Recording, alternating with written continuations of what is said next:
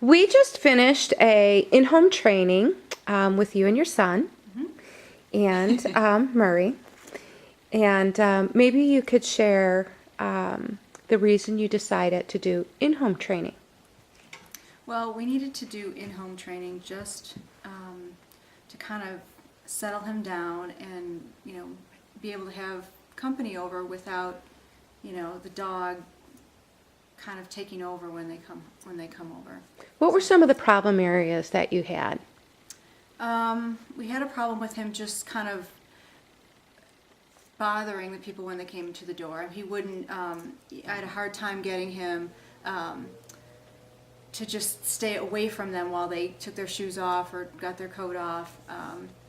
I just needed him to give him some space. Hello.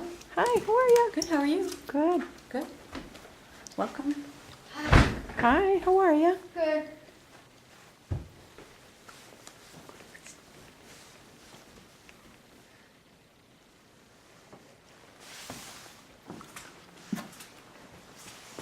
Stay. Didn't we use this kennel a little bit? And what were we using this kennel for? Oh, for taking things, Taking, we would stealing. Take things, yeah, right. Gloves, shoes. And those were his attention-seeking Right. activities as Right. opposed to barking. He would just like take whatever and Wave just it in your face. yeah, and be Right. like, chase me in. Hey. So it was that negative attention is better than no attention. Right. So how has that progressed? It's diminished quite a bit. If he does take something that doesn't belong to him, we're not chasing after him or yelling and screaming, putting him in his crate to get it. He drops it. You just tell him to drop it, and he's been very good at dropping it. How is the energy level of the house now? It's calmer. Mm-hmm. It's not always, running around, and it's just not hyper any longer. It's just calmer. Yeah. So. So how's the obedience? Because Ben, and maybe you could share a little bit, and I know I'm asking you a lot of questions, but I want to make sure you kind of cover some of the areas that you feel that, because one, I think you should be really proud of your accomplishments with him, from where we were to where we are now, and the fact that over Christmas you had so many people over here, and he did pretty well. He did. I think a lot of it too is us.